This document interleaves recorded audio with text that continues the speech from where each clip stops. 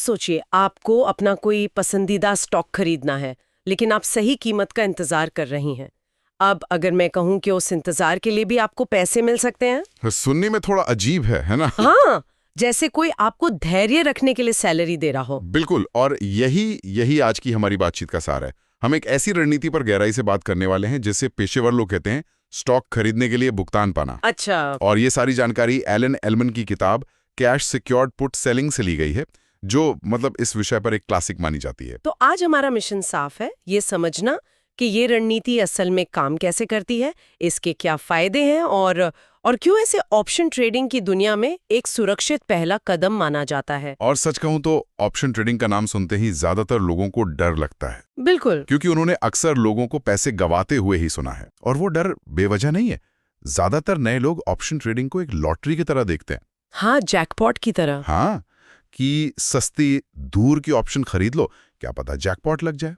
वो time decay जैसे सबसे जरूरी पहलू को उसको तो पूरी तरह नजरअंदाज कर देते हैं। मतलब समय के साथ ऑप्शन की कीमत कैसे गलती है, वो सब। जी, उनका पूरा ध्यान सिर्फ एक चीज पर होता है, बाजार ऊपर जाएगा या नीचे। हाँ, और इसी चक्कर में वो बिना किसी प्लान के अपनी सारी पूंजी लगा देते हैं और एक दो गलत दांव में ही बड़ा नुकसान कर बैठते हैं। तो आज हम जिस कैश सिक्योर्ड पुट की बात कर रहे हैं, वो इस जुए वाली मानसिकता से कैसे अलग है। एलन एलमन का इस पर एक बहुत ही मजबूत विचार है ना? बिल्कुल, और यही इस पूरी रणनीति की नींव है। एलमन कहते हैं, हमारा लक्ष्य भविष्यवाणी करना नहीं है, बल्कि बाजार में सही पोजीशन बनाना है। भविष्यवाणी नहीं, पोजीशन। जी, ये एक निवेशक और एक ट्रेडर की सोच का संगम है। आप सिर्फ अनुमान नहीं लगा रहे हैं, आप एक सोची समझी स्थिति ले रहे हैं जहां आपके जीतने की संभावना ज्यादा हो। ठीक है, तो चलिए इस पहेली को सुलझाते हैं।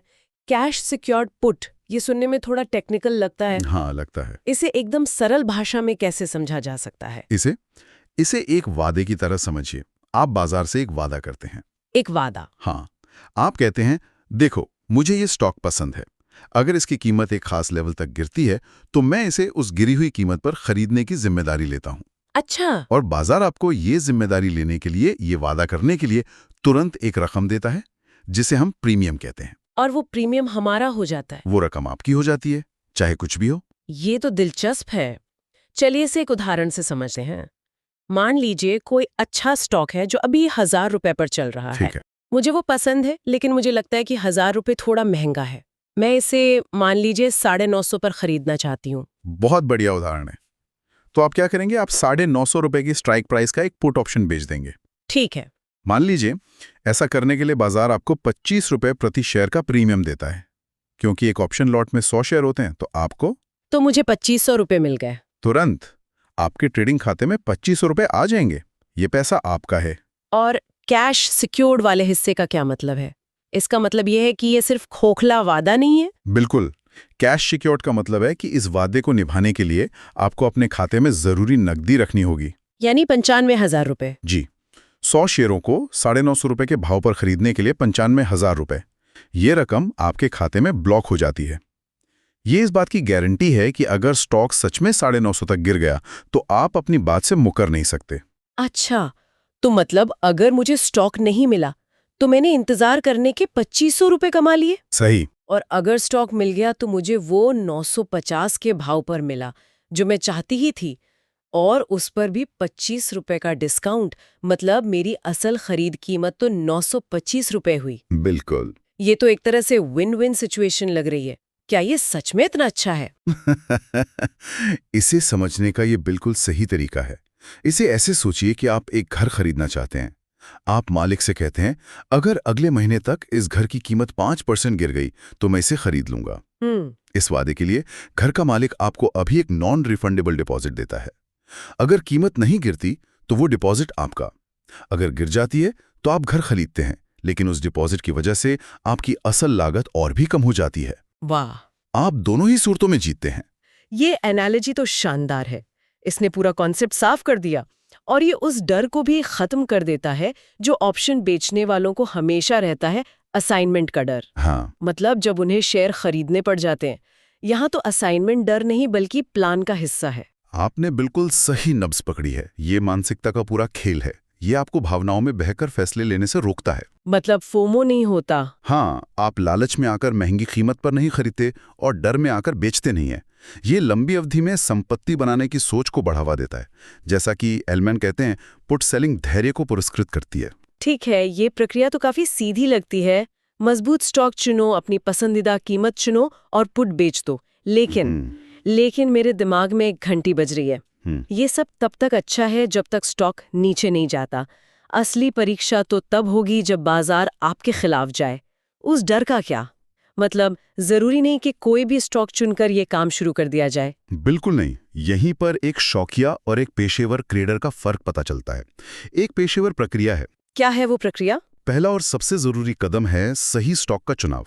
आप केवल उसी कंपनी का पुट बेचेंगे जिसके आप खुशी खुशी मालिक बनना चाहेंगे। अच्छा। ये कोई डूबती हुई कंपनी नहीं हो सकती, बल्कि एक ऐसी कंपनी जिसके फंडामेंटल्स मजबूत हों। ये तो निवेश का पहला नियम है। ठीक है, मैंने एक अच्छी कंपनी चुन ली। अब अगला कदम यानी स्ट्राइक प्राइस कैसे चुने? क्या मैं कोई भी कीमत चुन सकती हूँ जो मुझे पसंद हो? नहीं, दूसरा कदम है सही स्ट्राइक प्राइस। आप हवा में कोई कीमत नहीं चुनते। आप चार्ट्स पर एक मजबूत सपोर्ट जोन ढूंढते हैं। Support zone? जी, और अपनी स्ट्राइक प्राइस को उसके ठीक नीचे रखते हैं। इससे संभावना बढ़ जाती है कि स्टॉक वहां से घूम जाएगा और आपको शेयर खरीदने की नौबत ही नहीं आएगी। और एक्सपायरी? मतलब ये वादा कितने समय के लिए होना चाहिए? 1 हफ्ता, 1 महीना, 1 साल? तीसरा कदम है सही एक्सपायरी। आमतौर पर 20 से 45 दिनों की एक्सपायरी सबसे अच्छी मानी जाती है। अच्छा। ये इतनी लंबी है कि आपको अच्छा प्रीमियम मिले और टाइम डीके का फायदा हो, लेकिन इतनी छोटी भी कि आप लंबे समय तक अपनी पूंजी को फंसा कर ना रखें। 1 मिनट, आप कह रहे हैं कि डेल्टा भी देखना चाहिए। मैंने सुना है कि ये एक जरूरी ऑप्शन ग्रीक है, लेकिन ये थोड़ा कंफ्यूजिंग लगता है। चौथा कदम है सही डेल्टा। इसे ज्यादा जटिल बनाने की जरूरत नहीं है। डेल्टा को आप एक तरह का संभावना मीटर समझ सकते हैं। संभावना मीटर? हाँ, अगर आप 0.30 डेल्टा वाला ऑप्शन बेच रहे हैं तो इसका मोटा मोटा मतलब है कि बाजार ये मान रहा है कि एक्सपायरी तक स्टॉक के आपकी स्ट्राइक प्राइस तक पहुंचने की सिर्फ 30% संभावना है। ओह। तो कम डेल्टा चुनकर आप असल में संभावनाओं को अपने पक्ष में कर रहे हैं। आप 70% समय सही होने की उम्मीद कर सकते हैं। अच्छा, तो कम डेल्टा मतलब ज्यादा सुरक्षा। लेकिन अगर ये इतना ही आसान होता तो हर कोई ये करके पैसे क्यों नहीं कमा रहा? इसमें जरूर कोई पेंच होगा। पेंच है, और वो तकनीक में नहीं बल्कि इंसान के दिमाग में है। इन सभी नियमों से ऊपर एक सबसे बड़ा नियम है जो मैंने पहले भी कहा था और फिर दोहरा रहा हूं। कौन सा? केवल उसी स्टॉक का पुट बेचें जिसे आप खुशी खुशी अपने पोर्टफोलियो में शामिल करना चाहेंगे, अगर आपको उसे खरीदना पड़े। मेरे एक दोस्त ने यही गलती की थी। उसे एक स्टॉक खरीदना नहीं था, लेकिन प्रीमियम बहुत अच्छा मिल रहा था। लालच? हाँ, लालच में पुट बेच दिया, स्टॉक गिर गया और अब वो एक ऐसी कंपनी का मालिक बन गया है जिसे वो पसंद भी नहीं करता और जो लगातार गिर रही है। ये नियोजित ओनरशिप वाली बात सुनने में तो बहुत अच्छी लगती है, लेकिन दिल पर हाथ रखकर बताइए, अगर मैंने 950 रुपए पर पुट बेचा और स्टॉक 800 रुपए पर चला गया, तो कागज पर 12,500 रुपए का नुकसान देखकर कौन शांत रह पाएगा? ये कहना आसान है, करना मुश्किल। उस स्थिति में अधिकतम मुनाफा और अधिकतम जोखिम क्या है? ये इस चर्चा का सबसे जरूरी हिस्सा है। चलिए इसे साफ साफ समझते हैं। आपका अधिकतम मुनाफा हमेशा तय होता है। कितना? वो प्रीमियम जो आपको ट्रेड की शुरुआत में मिला था, हमारे उदाहरण में 2,500 रुपए, ये नहीं बदलेगा। और अधिकतम जोखिम? यहां पर पारंपरिक सोच को बदलना होगा। सैद्धांतिक रूप से अधिकतम जोखिम तब है जब स्टॉक की कीमत 0 हो जाए, जो कि होता नहीं है अच्छी कंपनियों में। लगभग ना के बराबर। इसलिए हम इसे जोखिम नहीं बल्कि नियोजित ओनरशिप कहते हैं। अगर स्टॉक 800 रुपए तक गिर भी जाता है तो हाँ, कागज पर आपको नुकसान दिखेगा, लेकिन आपके पास अब एक अच्छी कंपनी के 100 शेयर हैं जिनकी औसत खरीद कीमत 925 रुपए है। अब आप एक निवेशक बन गए हैं। अच्छा। अब आप उन शेयरों पर कवर्ड कॉल बेचकर हर महीने अतिरिक्त आय कमा सकते हैं जब तक कि कीमत वापस ऊपर ना आ जाए। तो आप कह रहे हैं कि सबसे बुरी स्थिति ये है कि आपको वो स्टॉक मिल जाता है जिसे आप वैसे भी खरीदना चाहती थी, बस एक डिस्काउंट पर। एग्जैक्टली। और फिर आप उस स्टॉक को अपने लिए और पैसा कमाने में लगा सकती हैं। बिल्कुल। तो उस डर का समाधान जो आपने पूछा, 2 चीजों में है। पहला, सिर्फ और सिर्फ अच्छी गुणवत्ता वाले स्टॉक चुनें। और दूसरा, नकदी तैयार रखें। खरीदने के लिए नकदी हमेशा तैयार रखें। अगर ये 2 नियम माने जाएं तो डर की कोई जगह नहीं है। तो मतलब सारा खेल दिमाग और डिसिप्लिन का है।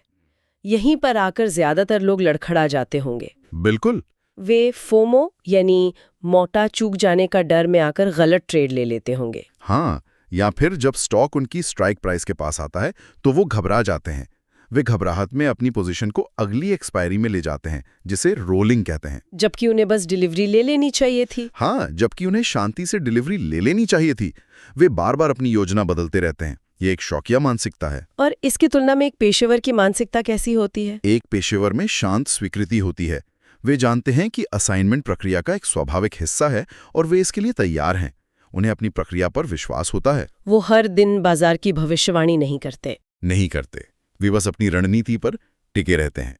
जैसा कि एलन एलमैन का एक और शक्तिशाली कथन है, भावनाओं के बिना की गई ट्रेडिंग ही मुनाफे वाली ट्रेडिंग है। और ये सब पूंजी और जोखिम प्रबंधन के बिना अधूरा है। बिल्कुल। सिर्फ सही मानसिकता रखना ही काफी नहीं है, कुछ सख्त नियम भी होंगे। निश्चित रूप से कुछ बहुत ही सख्त नियम है।